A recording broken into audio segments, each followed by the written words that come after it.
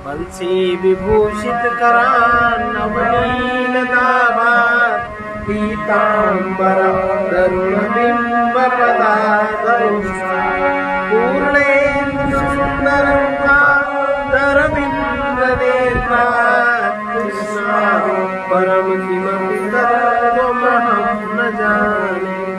ओम यज्ञेन यज्ञमय जन्त देवास्तानि धर्मान्यः सन्नातेन नामं महिमाना सचन्द्रयतु साध्यात्। हम लोग ये कठोपनिषद का 6वां श्लोक पढ़ रहे हैं। कभी भी गुरु के वचन मिथ्या नहीं होते, लेकिन एक होते हैं बने हुए गुरु, एक होते हैं वास्तविक गुरु। तो जो वास्तविक गुरु है उसके, और बने हुए गुरु मिथ्या के अलावा कुछ बोलते नहीं। बहुत अजीब बात है। अनुपश्य यथा पूर्वे प्रतिपश्य तथा परे प्रतिपश्य तथा सस्यमिव मर्त्यः पच्यते सस्यमिवा जायते पुनः सस्यमिवा जायते पुनः। अनुपश्य, अनुपश्य का अर्थ होता है कि आलोचना करना। जिस प्रकार पहले पुरुष, पूर्व पुरुष माने हमारी पीढ़ी के पहले के पुरुष, आपकी पीढ़ी के पहले माने बाबा, परबाबा और उसके पीछे वाले बाबा, पिता पितामह आदि व्यवहार करते थे, उसका विचार कीजिए। तथा जैसे वर्तमान कालिक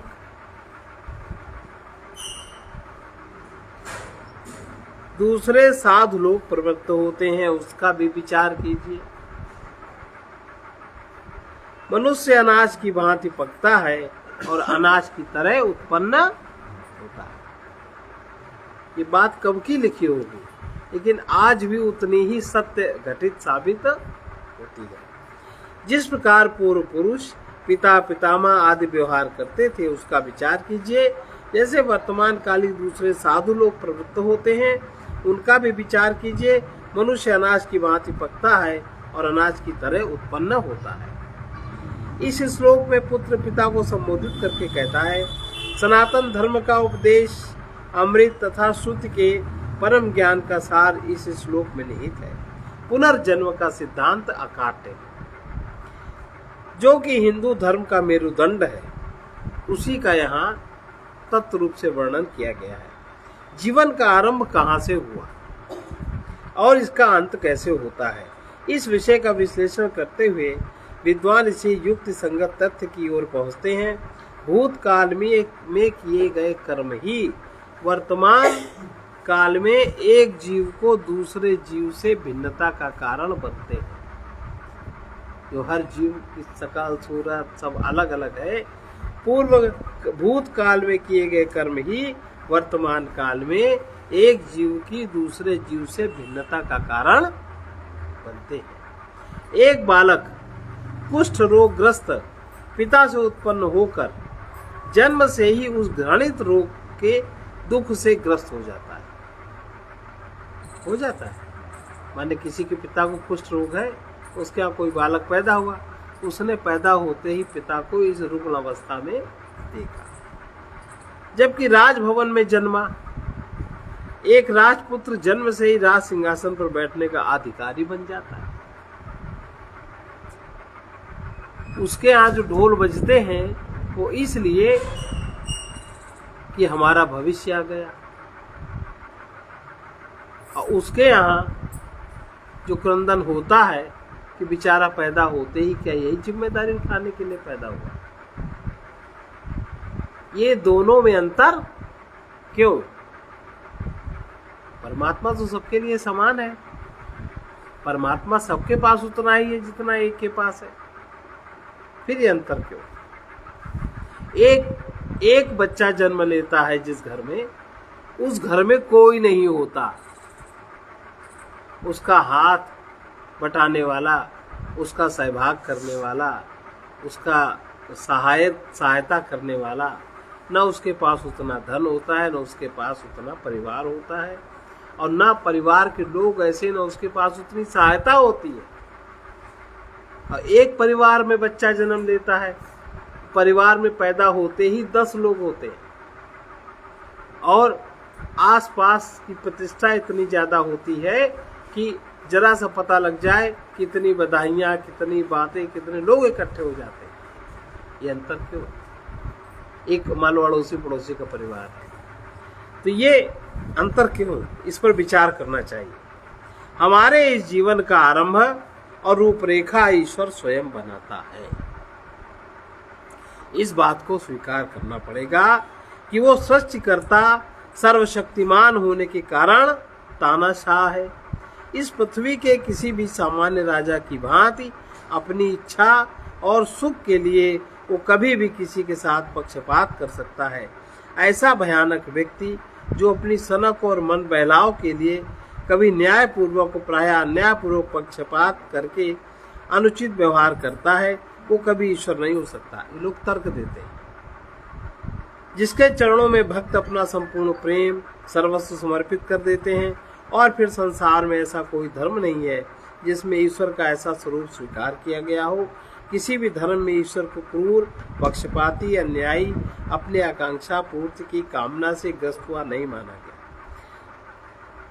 ये श्लोक शाश्वत सत्य की ओर संकेत करता है कि हमारा वर्तमान जीवन कोई आकस्मिक घटना नहीं है। हम वर्तमान में जहां रहें, हमें वहीं बड़ी ईमानदारी से रहना चाहिए।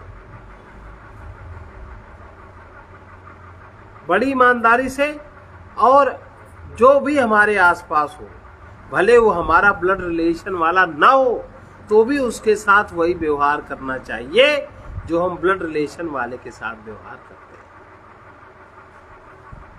लेकिन ऐसा नहीं है। हम जहां रहते हैं, जहां खाते हैं, जहां सोते हैं, जिसका आश्रय लेते हैं, उस जो हमारे पास कुछ नया फल प्रसाद होता है, हम वो देते किसको है? जो हमारा भूतकाल है। यहाँ पर भी जैसे प्रसाद साथ भी बटे, तो आश्रम में रहने वाले जैसे दादो हैं, जैसे मिश्रा जी, जैसे शास्त्री जी हैं, आश्रम में कोई प्रसाद नहीं देता। सब अपने सीता जी हैं, अपने अपने घर वालों को बुला के प्रसाद दे। क्यों? घर वाले कौन है? कहीं लड़की का परिवार है, कहीं लड़की का लड़का है, कहीं उसका, मतलब उनको कभी मिठाई खाने को नहीं मिलती। अबे ये तुच्छ क्षुद्र कर्म है। ये आप जहां रहते हो, जिस परिधि में आप हो, जो परिधि आपकी सुरक्षा कर रही है, जो आपकी सेवा में समर्पित है, तो आपको भी इतना ध्यान रखना चाहिए। क्योंकि जो भी आपको प्रसाद मिला वो आपके व्यवहार का कारण नहीं है, वो आपका व्यवहार नहीं है। और जिनको आपने दिया उनसे उस प्रसाद का कोई लेन देन, न उनको श्रद्धा है, न उनको भावना है, न उनको ध्येय है। वो प्रसाद को अधिकारी नहीं है। अगर श्रद्धा भावना हो तो आए, बैठे, समझे, कोशिश करें। क्या मतलब है? तो ऐसी जिसकी बुभुक्षिता हो, ऐसे व्यक्ति को प्रसाद नहीं देना। बताओ, लिखा है ना, बुभुक्षितो किम न करोति पापम। जिसकी ऐसी बुभुक्षा हो, वो प्रसाद का अधिकारी नहीं हुआ करता। प्रसाद का अधिकारी वही है जो एक क्षण भी स्वाभाविक प्रसन्न हो जाता है परमात्मा की चर्चा सुन के, परमात्मा के नियम न्याय को समझ के। और हम लोग जब ये गलती करते हैं तो ये अपराध है, ये कर्म नहीं है। आ रही बात पकड़ में? या तो बहुत श्रद्धावान हो कि प्रसाद हो तो हमें देना, लेने आए, 4 चक्कर लगाए, कुछ परिश्रम तो हो। वरना आप जहां हो, आप वहां का न करके ये वही कह रहे हैं कि शाश्वत सत्य की ओर जो संकेत है कि हमारा वर्तमान जीवन कोई आकस्मिक घटना नहीं है। ये जो इतनी पुरानी पुरानी आदतें हैं जिनको हमने पाल रखा है, तो आश्रम में रह के सुन करके उन दोषों को मिटाना चाहिए। स्वाभाविक तो मोहग्रस्त व्यक्ति है, वो यही करेगा। लेकिन जब वो सुना, उसका विचार समझा, तब अपने आचरण को बदलना ये मनुष्य जीवन का कर्तव्य है, बदलना चाहिए। बल्कि यह एक असंख्य अनुभवों की अनवरत धारा है, असंख्य जीवन के अनुभव आपके साथ है, जिसमें हम अपने जीवन की रूपरेखा गढ़ते हैं और जिसमें भोगा हुआ अतीत, आने वाले भविष्य का विस्तार दोनों निहित है। इसमें न केवल जीवात्मा के पूर्व जन्मों की दीर्घ परंपरा का संकेत है इस श्लोक में, अपितु आगे भविष्य में अनेक जन्मों में व्यक्त होने का भी संकेत है। संक्षेप में, वर्तमान जीवन का जो यह स्वरूप है वह उस परम तत्व की अभिव्यक्ति की पूर्व निश्चित घटना है। मानव जीवन पीढ़ी दर पीढ़ी इस पृथ्वी पर जन्म लेता है, पुष्ट होता है, बढ़ता है, संतान उत्पत्ति करता है और नष्ट हो जाता है, और इस प्रकार नई पीढ़ी पुराने का स्थान लेती रहती। इस भाव को इस श्लोक में एक रूपक के द्वारा समझाया गया है। रूपक एक खेती का है जिसमें पैदा होना, बढ़ना, नष्ट हो जाना है, 3 अवस्थाएं होती हैं। वर्षा ऋतु में बीज बोए जाते हैं, कुछ महीनों में फलते हैं, उनमें अन्न पैदा होता है जिनकी परिसमाप्ति बीज बनने में ही होती है। इसी प्रकार मनुष्य जन्म लेता है, बढ़ता है, नष्ट हो जाता है और फिर नए प्राणी के रूप में जन्म लेता है। इस श्लोक में नचिकेता अपने पिता का ध्यान इस ओर आकर्षित करना चाहते हैं कि कुछ काल के अस्तित्व के पश्चात मानव जीवन समाप्त होना निश्चित है। समय की अनंत परिधि को देखते हुए जीव का अस्तित्व क्षणभंगुर है। जब जीवन समाप्त होना है तब इतनी जल्दी समाप्त होना है तो क्यों मोह और भोग की लालसा के वशीभूत होकर अधार्मिक कृत्य किए जाएं। तो जो किया जाए सो अच्छा किया जाए, सो दूसरे के हित के लिए आप न करो, पर अपना हित तो साध लो। हमारा हित किसमें है, हमारा सुख किसमें है, हमारा अहित किसमें, इतना तो विचार करो। यह बहुत ही युक्ति संगत तर्क था जिसे अपने पिता को बताकर नचिकेता उन्हें इस बात के लिए प्रेरित करते हैं वे उसे हम लोग भेजने का अंतिम निर्णय दे दें और इस प्रकार उनके अनजाने में कहे हुए वचनों का पालन कर उन्हें सत्य प्रमाणित कर सके।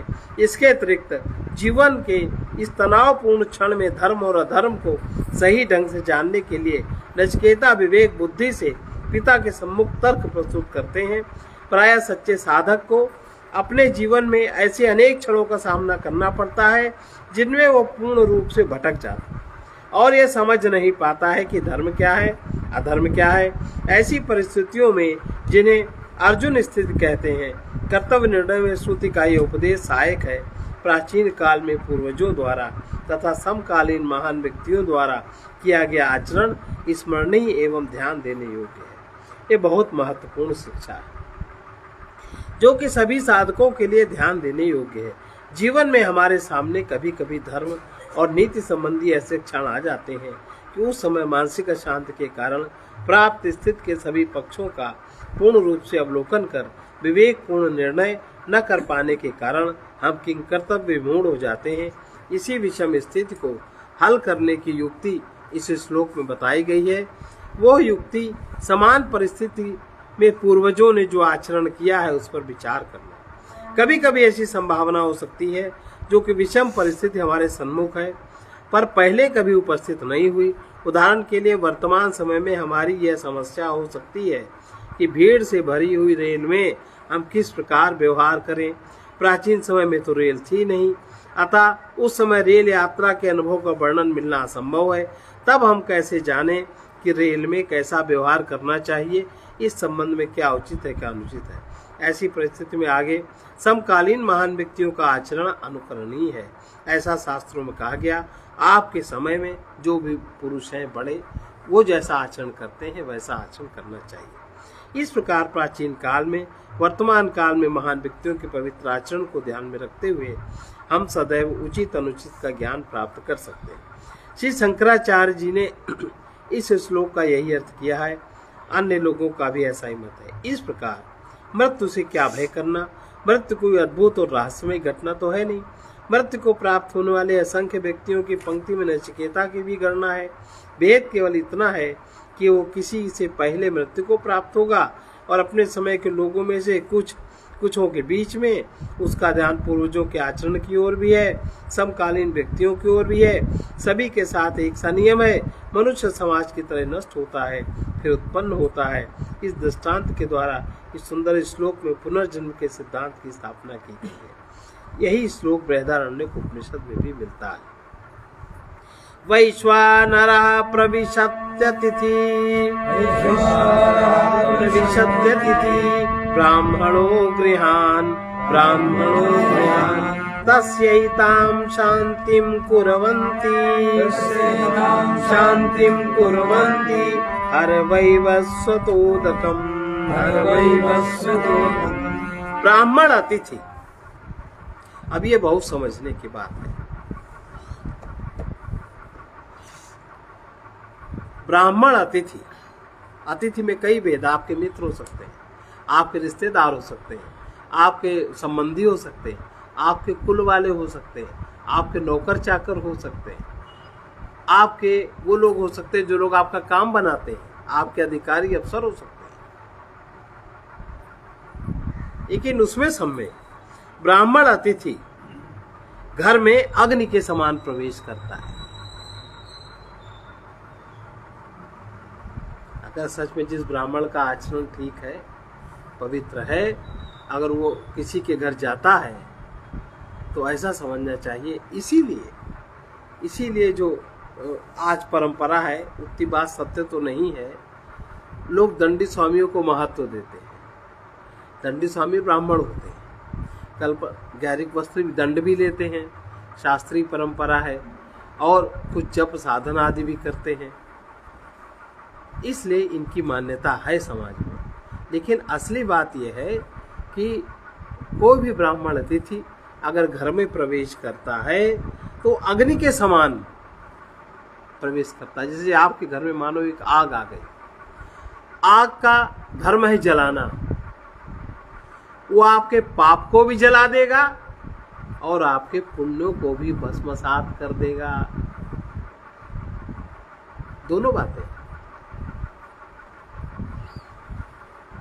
उस अतिथि की गृहस्थ लोग अर्धपाद दान रूप शांति किया करते हैं। अर्ध दिया, अर्ध माने उसके हाथ पैर धुलवाए, विश्राम में हुआ, दान दिया, इस तरह उसकी शांति, उस अग्नि की शांति कैसे करते हैं? अर्धपाद आदि से शांति किया करते हैं।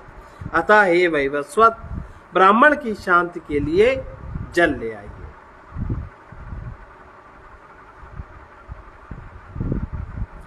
पूर्व श्लोक और इस श्लोक के संबंध की दृष्टि से कुछ अंतर है, जिसे हम ब्राह्मण ग्रंथ में बताई गई कथा के अनुरूप जोड़कर समझ सकते हैं। उस कथा के अनुसार नचिकेता आकाशवाणी के द्वारा निर्देशित होकर यमलोक के लिए चलने का निश्चय करते हैं।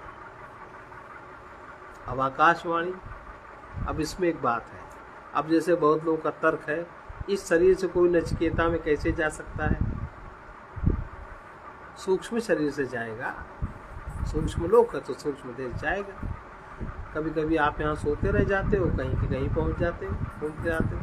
तो जिसका तो निश्चित उद्देश्य है, जो निश्चित है, जो निश्चित, जिसके पाप ताप शांत है, तो वो जाने का निश्चय करता है। नचिकेता अपने पिता को सांत्वना देते हुए तथा उन्हें सच्चे आर्यों के द्वारा आदर्शों के अनुरूप मार्ग का अनुसरण करने के लिए प्रेरित करते हुए अपना घर छोड़कर यमलोक पहुंच जाता है। अपना घर छोड़कर, अपना घर तो यही है, अपना घर क्या ये है ना, जीव का घर क्या है? यमलोक पहुंच जाता है।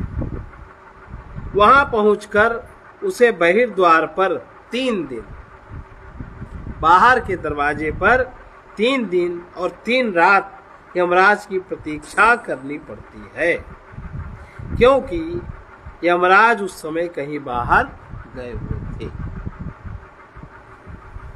3 दिन और 3 रात। अब इसमें वही बात लिखी है कि कुछ पाठकों को शंका होगी कि किस तरह मानव देहधारी वो बालक अपनी इच्छा से यमलोक अर्थात मृत्यु के राज में पहुंच गया। क्या उस स्थूल शरीर के द्वारा पहुंचा या सूक्ष्म शरीर से पहुंचा? इस तरह के कई असंगत प्रश्न मन में हो सकते हैं। उन सबको दोहराना व्यर्थ ही निस्सार संशयों की दीर्घ सूची में पढ़ना। वस्तुतः इस तरह के संशय उन्हीं लोगों के मन में उठते हैं जो सहृदय नहीं है। ये कथा प्रसंग है, इसका वास्तविक प्रयोजन इस बात को ढूंढने में नहीं है कि मृत्यु के राज्य में कोई इस शरीर से कहाँ तक पहुँच सकता है, वरन उसका लक्ष्य केवल सत्य की खोज में निकले हुए प्रखर जिज्ञासु साधन का श्रेष्ठतम तत्ववेत्ता स्वयं यमराज से करवाने का है। यदि हम कथा के ऊपरी कलेवर से निकले हुए संशयों के गोरख धंधे में पड़ गए तो उपनिषद का मूल उद्देश्य छूट जाएगा। इसलिए यमराज घर पे नहीं थे,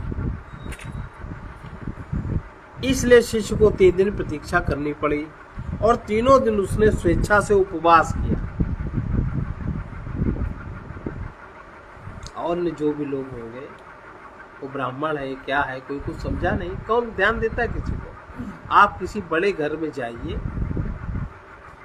मतलब जिनके यहाँ थोड़ा खाने पीने का आराम है, तो उनके यहाँ परिवार के लोग तो आपको सोते हुए मिलेंगे या टीवी देखते हुए मिलेंगे या किसी अपने काम में व्यस्त मिलेंगे। उठ के आपको नमस्ते प्रणाम भी करें, दुर्लभ तत्व है, नहीं करते। क्योंकि धन और युवावस्था और कोई मद व्यक्ति का दिमाग विक्षिप्त कर देता है, विक्षिप्त होते हैं सब। उसी तरह इधर भी होगा। यहाँ पर स्वेच्छा से उन्होंने उपवास किया। ये सोचना व्यर्थ है कि यमराज के घर में उनकी भार्या या आमात इत्यादि तो वहाँ रहे ही होंगे, तो नचिकेता ने उपवास क्यों किया। वस्तुतः कथा का आशय नहीं है। प्रत्येक साधक, जो भी साधक है और जो सत्य के लिए आया है, कुछ उसमें आत्मसंयम होता है। सबसे पहले जिस उद्देश्य के लिए आया है वो उद्देश्य उसका पूरा होना चाहिए, ना कि वो यमराज के यहाँ भोजन करने गया था। यमराज से मिलने और ये पूछने कि हमसे तुम्हारा क्या काम है, हमारे पिताजी ने ऐसा कहा। तीसरे दिन ढलते ढलते यमराज घर वापस आते हैं और प्रस्तुत श्लोक में उनकी स्त्री या अमात्यों का कथन है। पवित्र और सद्वृत्तियों से पूर्ण सभ्य सुसंस्कृत ब्राह्मण अतिथि हिंदू शास्त्रों में दुधारा शस्त्र माना जाता है। शस्त्र में तो एक ही धार है, लेकिन अगर कोई सद्वृत्ति से पूर्ण हो, सुसंस्कृत ब्राह्मण हो, उस अतिथि के रूप में अगर आ जाए तो उसको शास्त्रों में कहा गया वो दुधारा, उसमें दोनों तरफ धार है। इधर छुओगे तो हाथ कटेगा, इधर छुओगे तो कटोगे, वो बहुत तीक्ष्ण होता है। दुधारा शस्त्र माना जाता है, जिसके उचित प्रयोग से जीवन के दुर्गम वन को साफ करके सुंदर मार्ग भी बनाया जा सकता है, या फिर उसका अनादर करके तथा उसके उचित उपदेशों की अवमानना करके स्वयं को नष्ट भी किया जा सकता है। दोनों बातें होती हैं। यहाँ अतिथि की उपमा अग्नि से देना बहुत सार्थक लगता है। वैदिक युग में अग्नि पूजा, हवन इत्यादि जन साधारण में स्वर्ग सुख की कामना से पुण्य अर्जित करने के लिए प्रचलित थे। इसके साथ ही घर जलाकर राख कर देने में समर्थ होने के कारण गृहस्थ के लिए अग्नि का दूसरा रूप भयावह और दुखदायी था। वैश्वानर शब्द का अर्थ भी यह है कि जो सबके लिए है। यहाँ पर एक बात ध्यान देने योग्य है कि आजकल कुछ परिवारों में तो पूर्ण आदर लोग करते हैं ब्राह्मणों का, और कुछ परिवारों में नहीं करते। और जो भी यहाँ का तात्पर्य सुसंस्कृत व्यक्ति से है, जो मानसिक एवं बौद्धिक क्षमताओं से संपन्न है। कोई ब्राह्मण शब्द जन्म से ब्राह्मण कुल में उत्पन्न हो जाने वाला व्यक्ति अगर है तो इसका और उसके साथ उसके ब्रह्म कर्म भी है, तब वो ऐसा ब्राह्मण माना जाएगा अग्नि वाला। और इस प्रकार से यहाँ तात्पर्य इसी प्रकार के ब्राह्मण से जो दोनों प्रकार से ब्राह्मण हो। नचिकेता तो दोनों प्रकार से ब्राह्मण।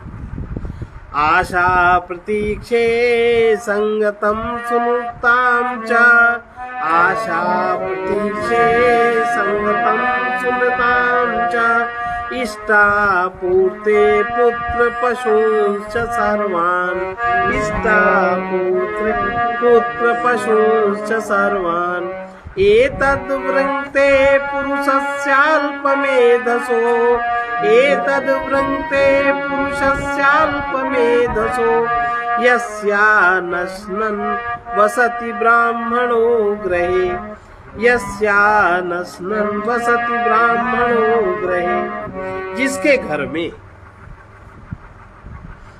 ब्राह्मण अतिथि बिना भोजन किए रहता है। जैसे बताया ना, अतिथि सब है। अब तुम्हारा कोई रिश्तेदार आवे, तुम्हारा कोई ऐसा व्यक्ति आवे, अधिकारी आवे, कुछ आवे, तो उसके लिए आप बहुत जल्दी प्रयत्नशील होते हैं। और कोई ब्राह्मण आ गया, अतिथि है, तो उसके लिए आप बिल्कुल प्रयत्नशील नहीं होते।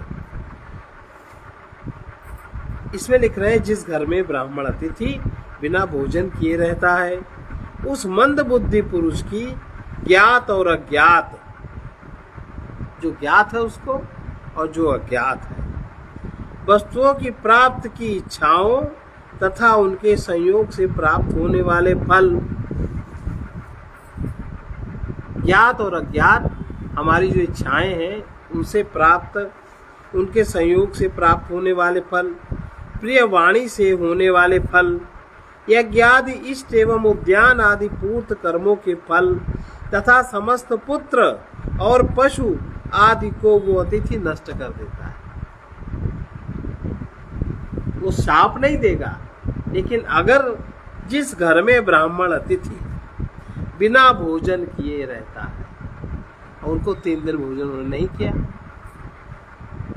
उस मंद बुद्धि पुरुष की,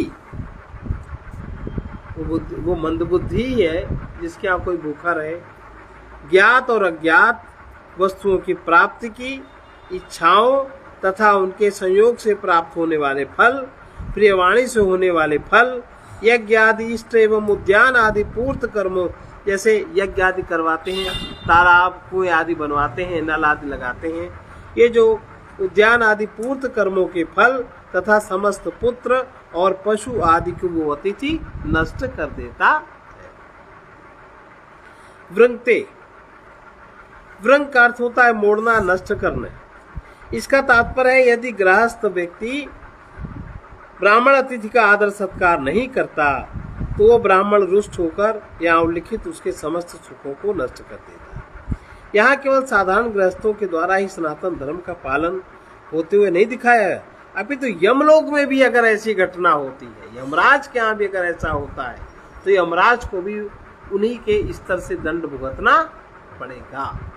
सामान्य गृहस्थ के पास जो सामान्य गृहस्थ जैसा उसको वैसा, और अगर यमराज के यहाँ, अगर इंद्र के यहाँ भी कोई ऐसा व्यक्ति पहुंच जाए तो भी उसको वही दंड उनके स्तर का, जिस स्तर के वो हैं उस स्तर का दंड भोगना पड़ेगा। यमलोक में भी यथा प्रसंग शास्त्रों को उद्धृत करके उनका यथावत पालन करते हुए दर्शाया गया। इसलिए सामान्य घरों में भी ऐसा नहीं होना चाहिए। इस श्लोक में ज्ञानी व सुसंस्कृत अतिथि का जानबूझकर अनादर करने वाले व्यक्ति को किन दुष्परिणामों को भोगना पड़ेगा उसका वर्णन किया गया। संत अतिथि का जो अनादर करता है उस व्यक्ति की आकांक्षाएं, आशाएं कभी फलीभूत नहीं होती। यहाँ आशा शब्द का अर्थ है जिन पदार्थों का उसको ज्ञान नहीं है और उसकी प्राप्ति की इच्छा है, जैसे स्वर्ग सुख आदि। प्रतीक्षा से तात्पर्य है ज्ञात वस्तुओं की प्राप्ति की इच्छा से, जैसे भौतिक सुख, पारिवारिक सुख आदि। जो गृहस्थ संत अतिथि का अपमान करता है उसे सुत ने मंदबुद्धि कहा। जो गृहस्थ संत का अतिथि का अपमान करता है उसको मंदबुद्धि कहा। यदि आज हम अतिथि सत्कार नहीं करते तो हमारा समाज श्रुति के अनुसार मूढ़ मति वाले व्यक्तियों का समाज ही कहलाएगा। सनातन धर्म की दृष्टि से अतिथि को नारायण रूप में अर्थात ईश्वर के साक्षात रूप में देखा जाता है। अतिथि को नारायण भाव से भोजन इत्यादि कराना पंच महायज्ञों में से एक है। 5 प्रकार के यज्ञ हैं रोज करने वाले, और रोज करने में एक यज्ञ अतिथि यज्ञ भी है। सबसे पहले ब्रह्म यज्ञ, जिसका समय 3 से 5। नंबर 2 देव यज्ञ, जिसका समय 5 से 7। नंबर 3 बलिवैश्य देव यज्ञ, जिसका समय भोजन आदि से बनता है। और एक अतिथि यज्ञ। कितने हुए? 4 में 5 हुए, 4 हुए ना, एक कोई और है। ब्रह्म यज्ञ, भूत यज्ञ, एक है भूत यज्ञ। भूत यज्ञ में क्या है? नंबर 1 ब्रह्म यज्ञ, नंबर 2 देव यज्ञ, नंबर 3 बलिवैश्य देव यज्ञ, नंबर 4 भूत यज्ञ, नंबर 5 आतिथ्य यज्ञ। इन 5 यज्ञों का प्रत्येक गृहस्थ को जहां तक हो सके इसका पालन करना चाहिए। भूत यज्ञ में आ जाते हैं जैसे आपके ये जो घूमने वाले भिखारी आदि, बाहर घूमने वाले कुत्ते आदि, कौवा आदि, पक्षी अन्य जो इस तरह घूमते जिनको भोजन नहीं मिलता, ये आ गए भूत यज्ञ में। और देव यज्ञ में आपके आ गए ऋषि मुनि, आपका पूजा पाठ, 5 देवताओं की आराधना नित्य प्रति करनी चाहिए। 5 देवताओं में नंबर 1 भगवान शंकर, नंबर 2 भगवान विष्णु, नंबर 3 गणेश देवता, नंबर 4 शक्ति, नंबर 5 सूर्य देव। ये 5 देवता हो गए। और ऋषियों संबंधी देव यज्ञ या ऋषि यज्ञ दोनों को मानते, कुछ पाठ पूजा जप आदि नित्य प्रति करना चाहिए। और अतिथि यज्ञ, इस प्रकार से ये 5 महायज्ञों में से एक है जो कि आध्यात्मिक उन्नति के लिए प्रत्येक गृहस्थ द्वारा नित्य प्रति किए जाने चाहिए। इस तरह देखा जाए तो कुछ अंशों में जिस तरह आज हम ब्राह्मण जाति को विशिष्ट जाति के रूप में सम्मान देते हैं, उसी तरह से कठोपनिषद में ब्राह्मणों के प्रति पक्षपात दिखाई देता है। इस उपनिषद में तथा अन्य कुछ उपनिषदों में ब्रह्म विद्या प्रायः ब्राह्मण कुमार को ही दी जाती है। इस प्रकार यद्यपि कहीं कहीं ये रूढ़ लगता है कि केवल ब्राह्मण को ही उपनिषद विद्या ब्रह्म ज्ञान के लिए वो योग्य पात्र क्यों, तो इसके पहले ब्राह्मण की परिभाषा जानना चाहिए। देखिए, उसी पूजा पाठ में सामान्यतः जो ब्राह्मण की परिभाषा भगवान ने गीता में बताई, खुद ही कहते हैं चातुर्य वर्णम मया षष्ठम गुण कर्म विभागशा। ब्राह्मण की परिभाषा, सच्चे ब्राह्मण कौन? शमो दमश्च, सबसे पहला गुण उसका शम है। और अन्य जातियों का सबसे पहला गुण शम नहीं है, उसका गुण लम है। कहीं भी देवी देवताओं के यहाँ मंदिर आदि में आप जाएंगे, कहीं भी, तो हर व्यक्ति प्रसाद चढ़ाता है कि हमको ये मिले, लेकिन जो सच में जिसमें अंदर जरा सा ब्राह्मणत्व है, वो कभी कुछ प्राप्त होने के लिए देवता का आराधन नहीं करता। वो कहता है मेरी बुद्धि शुद्ध हो, मेरा मन शुद्ध हो, समो दमस तपस्चैव शांति आर्जव, माने सरलता है, अहंकार सरल हो, अहंकार पिघले। तो फर्क है एक ब्राह्मण की उपासना में, अन्य वर्णों की उपासना में। अन्य वर्ण की व्यक्ति उपासना करेगा तो कुछ प्राप्त करने के लिए करेगा। हम इतना करेंगे तो हमें ये मिले तो हम इतना करेंगे, और न करे भूल जा तो भी नहीं करेगा, उसको कोई फिक्र नहीं।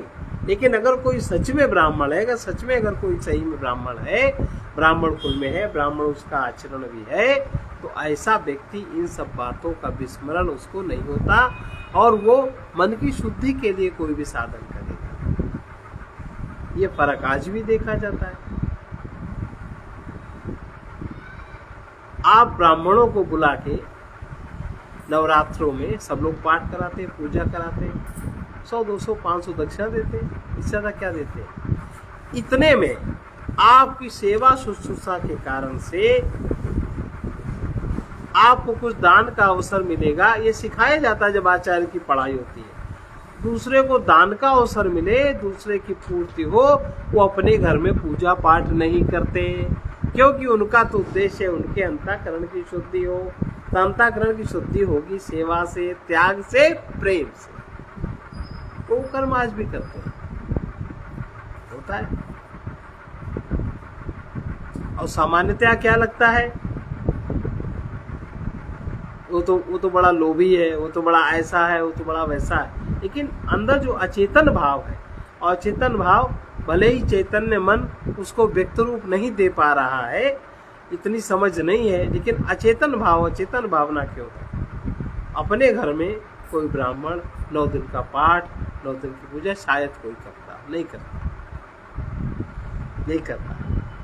लेकिन दूसरे क्या कराते हैं, कोई भी बुलाए कराते हैं।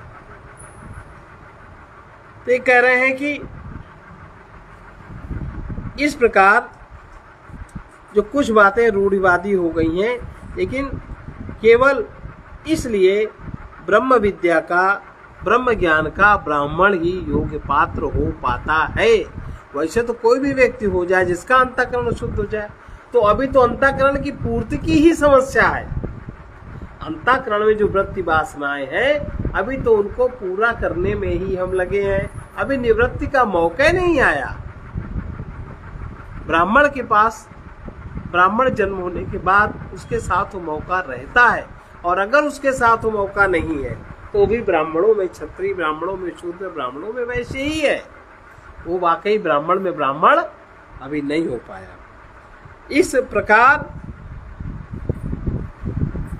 उपनिषदों को का यह परम ज्ञान कभी कभी ब्राह्मण को होता है, कभी कभी जो क्षत्रिय राजा ऋषियों का सेवक होता है, जिसकी कामनाएं गिर जाती हैं, जिसकी वासनाएं क्षीण हो जाती, उसको भी ब्रह्म ज्ञान हो जाता है। इस प्रकार वेदारण्यक और छांदोग्य उपनिषद में ये उल्लेख आया है। ब्राह्मण ऋषि गौतम आरुणी ने पांचाल राज्य प्रैवण जाबाली से ब्रह्म ज्ञान प्राप्त किया।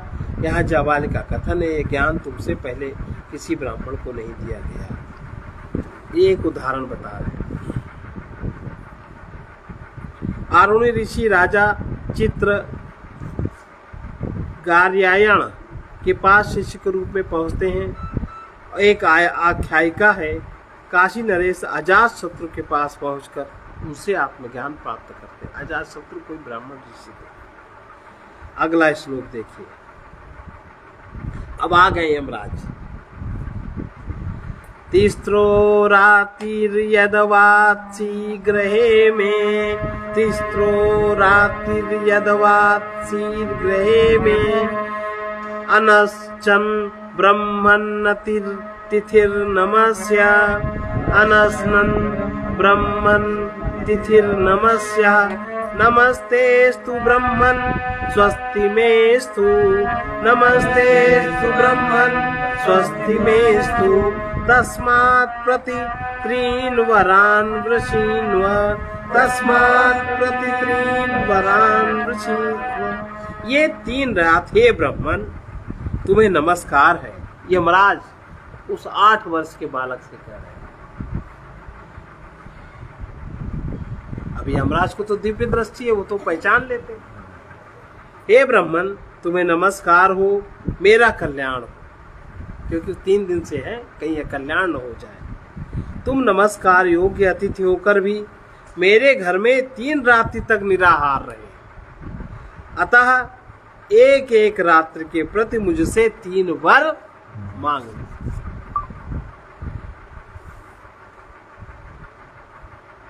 शाश्वत सनातन धर्म के सिद्धांतों को स्वीकार करके जीवन में जो उतारा गया था वो इस श्लोक में स्पष्टता देखा जा सकता है। आश्चर्यजनक लगता है कि मृत्यु के देवता स्वयं यमराज केवल 9 वर्ष के ब्राह्मण बालक नचिकेता के सामने अतिथि सत्कार में हुई कमी के लिए विनम्रता के साथ झुककर क्षमा याचना करते हैं। आजकल तो सरकार स्वयं अपने बनाए नियमों के विपरीत आचरण करती है। अतिथि का उचित सत्कार न हो पाने के कारण यम को कोई दोषी नहीं ठहराने जा रहा है, क्योंकि उस समय वे घर पर नहीं थे। किंतु फिर भी हम यहाँ देखते हैं यमराज उस ब्राह्मण अतिथि से अनजाने में हुए अपने अभद्र व्यवहार के लिए क्षमा याचना करते हैं तथा उसे प्रसन्न करने के लिए 3 वरदान मांगने के लिए कहते हैं। यदि समाज में शक्तिशाली और सत्ताधारी गणमान्य व्यक्ति इसी प्रकार दृढ़ता से धर्म का पालन करें तो कोई कारण नहीं कि सामान्य जन भी उसी तरह का आचरण न करें। यहाँ पर यमराज ने नचिकेता की संकेत रूप में प्रशंसा भी की। मेरा कल्याण हो, मतलब मुझे आशीष दीजिए, मेरी कोई हानि न हो। ऐसा यमराज ने अनुरोध किया, परंतु अतिथि नचिकेता ने बिना मांगे ही उसे पूरा कर दिया, क्योंकि वो कुमार सुसंस्कृत है, मेधावी है और सच्चे अर्थों में ब्राह्मण था। सच्चे ब्राह्मण तो विनम्र, नमस्कार, आदर भाव के प्रदर्शन से ही प्रसन्न हो जाते हैं। ये आज भी एक परंपरा है कि ब्राह्मण के पैर छू लो, खुश। ऐसा है भी, कोई अधिकारी है और जहाँ बहुत घूस घूस चलती हो और ब्राह्मण अधिकारी हो, उसके जाके पैर छू लो, आपकी घूस कम हो, प्रसन्न हो जाते हैं। किसी के भी द्वारा अपमानित किए जाने पर भी वे क्रुद्ध नहीं होते, जैसे अन्य लोग क्रुद्ध होते हैं उस तरह के क्रुद्ध ब्राह्मण नहीं होते।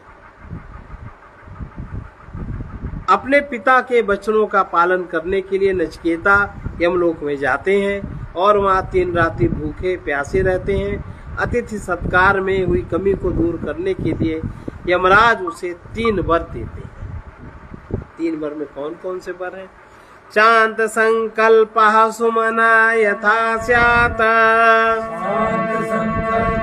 सुमना यथा स्यात्, वीतमन्यु गौतमो माभिमृत्यो, वीतमन्यु गौतमो माभिमृत्यो, त्वत्प्रसृष्टं माभिवदेत् प्रसीत्य, त्वत्प्रसृष्टं माभिवदेत् प्रतीत, एतत्त्रयाणां प्रथमं वरं वृणे, एतत्त्रयाणां प्रथमं वरं वृणे। हे मृत्यु, अब वर मांगना शुरू किया, जिससे मेरे पिता गौतम मेरे प्रति शांत संकल्प हो, प्रसन्न चित्त, क्रोध रहित हो जाएं तथा आपके भेजने पर वे मुझे पहचान लें, मुझसे बातचीत करें। यह मैं 3 वरों में से पहला वर मांगता हूँ। यद्यपि यमराज ने उसे केवल 3 वरदान दिए थे, तथापि वो पहला वर अपने पिता के हित के लिए मांग रहा है। नचिकेता का ये कृत्य उसके स्वभाव और चरित्र की उज्ज्वलता का पूर्ण प्रकाशित करता है। माना कि इस समय वो यम के राज्य में है, किंतु फिर भी पहले एक कर्तव्यनिष्ठ पुत्र है, इसलिए उसने पहले वर का उपयोग पिता के हृदय को शांत और आनंदित करने के लिए मांगा। नचिकेता की इच्छा है कि उसके पिता रात्रि में बिना किसी पश्चाताप के उन्होंने अपने पुत्र को यमलोक भेज दिया। सुख और चैन से कैसे सोए। व्यक्तित्व के विकास की पहली सीढ़ी है कि अपने अभिभावकों या माता पिता की इच्छाओं और भावनाओं के प्रति सौहार्द तथा आदर भाव। किंतु जब व्यक्ति के मन में सांसारिक विषय वस्तुओं का महत्व जागता है, तब उसकी तुलना में माता पिता के सुख की कामना भी नष्ट हो जाती है। ईश्वर से साक्षात्कार कर पाने के कारण ज्ञानी पुरुष सबके साथ एक रूप हो जाते हैं। वो केवल अपने संबंधियों या देशवासियों के लिए ही नहीं सोचते, अपितु सबके प्रति समभाव रखते हैं। ऐसा वसुधैव कुटुंबकम की भावना से ओतप्रोत व्यक्ति ही विश्व का सच्चा नागरिक हो सकता है। आजकल धर्म के विषय में अनेक भ्रांतियां फैली, जिनके कारण धर्म की ओट में लोग निरंतर अनैतिक अश्लील कृत्य किया करते हैं। दीर्घ काल तक अनुशासनहीनता तथा व्यभिचार का जीवन जीने में अपनी शक्ति का एवं उत्साह का दुरुपयोग करने के बाद प्रायः युवावस्था को प्राप्त लोग गंदे जीवन के दल बदल में फंसे रहते हैं। तत्पश्चात वे इस परिस्थिति से बचने के लिए अकस्मात संन्यास ग्रहण कर लेते हैं। उनका यह कृत्य अत्यंत अनैतिक और दुखदायी होता है। जीवन से पलायन करने वाले ऐसे दुराचारी मनुष्य संन्यास जैसे उच्च आश्रम को निभाने में कदापि सफल नहीं होते। वे अपने घर परिवार तक ही सीमित रह पाते हैं और उसी का पोषण करते रहते हैं। वे लोग तो लौकिक जीवन जीने में भी समर्थ नहीं होते, न एकांत में रहकर आध्यात्मिक जीवन के पूर्ण विकास को प्राप्त करते हैं, न ही उनको भजन का अर्थ पता होता है। प्रपंची करते रहते हैं। अपने ऊपर आश्रित व्यक्तियों तथा संपूर्ण संसार के प्रति हमारे कर्तव्यों का स्पष्ट ज्ञान नचिकेता के चरित्र से हो सकता है।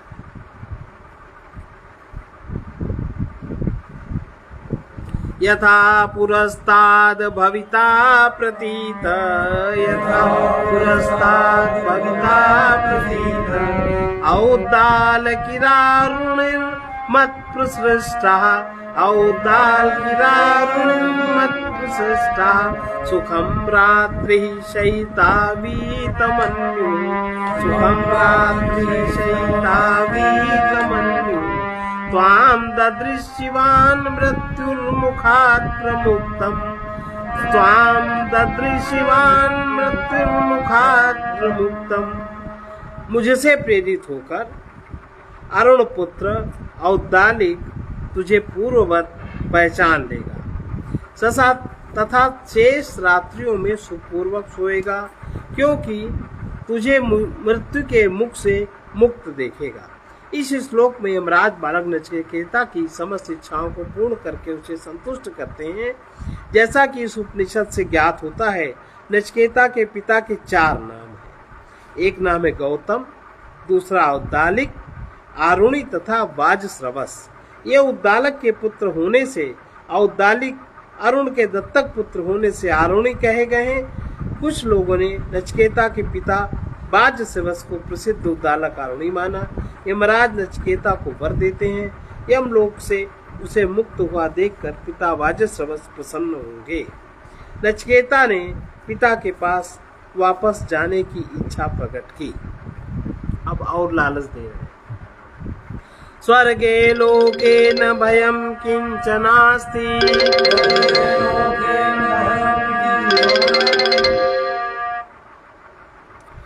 स्वर्गे लोके न भयं किंचनास्ति स्वर्गे लोके न भयं किंचनास्ति न तत्र त्वं न जरया विभेति न तत्र त्वं न जरया विभेति उभेतिर्वासनया पिपासे उभेतिर्वासनया पिपासे शोकातिगो मोदते स्वर्गलोके शोकातिगो मोदते स्वर्गलोके। स्वर्ग में कोई भय नहीं, वहाँ आप भी नहीं है, वहाँ कोई वृद्धावस्था से भी नहीं डरता। स्वर्गलोक में भूख प्यास दोनों पार करके मनुष्य शोक रहित तो प्रसन्न हो जाता है। दूसरा वर मांगने के पूर्व नचिकेता इस श्लोक में मृत्यु लोक के सुख की उपेक्षा स्वर्गलोक के जीवन की महानता से बता रहे हैं। स्वर्ग की श्रेष्ठता सिद्ध करने के लिए भूलोक के दुखों से स्वर्ग सुख की तुलना करता है। तुलना की दृष्टि में स्वर्ग में कोई भय नहीं है। स्वर्ग में मर्त्यलोक के क्षणभंगुर जीवन की अपेक्षा जीवन दीर्घकालीन है। इसी नचिकेता हमसे कहते हैं कि मृत्यु आप वहाँ नहीं हो। ये कथन पूर्ण सत्य नहीं है, क्योंकि जो लोग स्वर्ग में रहते हैं वे भी नश्वर हैं। पूर्व जन्म में इस पृथ्वी पर अर्जित किए गए पुण्य समाप्त होने पर उनका स्वर्ग में रहना भी समाप्त हो जाता है। अपने जीवन में मनुष्य 5 अवस्थाओं को प्राप्त करता है: जन्मावस्था, बाल्यावस्था, युवावस्था, वृद्धावस्था और मृत्यु। किंतु देवताओं को ये अवस्थाएं प्राप्त नहीं होती। इसलिए नचिकेता कहते हैं उन्हें वृद्धावस्था का भय नहीं सताता। इस प्रकार वहाँ न तो उन्हें वृद्धावस्था या मृत्यु का भय है और न ही मर्त्यलोक में सामान्य व्यक्ति को सताने वाले भूख प्यास के कष्ट हैं। यहाँ पर यह बात ध्यान देने योग्य है, प्राचीन काल में मृत्यु को अत्यधिक क्रूर, भयावह, विनाशकारी देवता नहीं माना जाता था। वेदों के आरंभिक काल में यम को स्वर्ग के द्वार तक पहुँचाने वाला यमदूत माना जाता था। किंतु कठोपनिषद के स्ना काल के तक आते आते यम का वो सुंदर और सुखद स्वरूप नहीं रहेगा। अब अगला श्लोक कर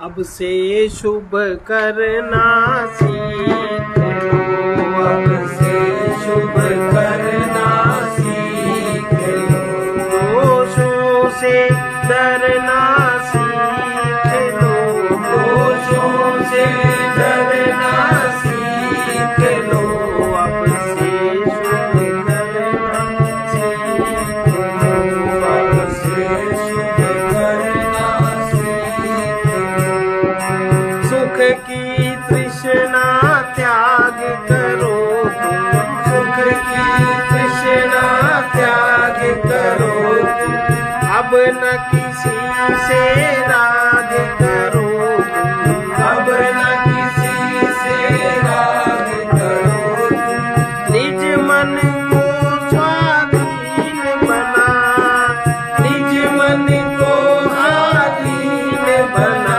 स्वाधीन विचरना सीख लो, स्वाधीन विचरना सीख लो, अब से शुभ करना सीख लो, अब से शुभ करना सीख लो, लोभ मोह अभिमान मिटाओ, लोभ मोह अभिमान मिटाओ, निज को सरल विनम्र बनाओ, निज को सरल विनम्र बनाओ, प्राप्त सुखों से दुखियों की अब प्राप्त सुखों से दुखियों की अब झोली भरना सीख लो, अब झोली भरना सीख लो,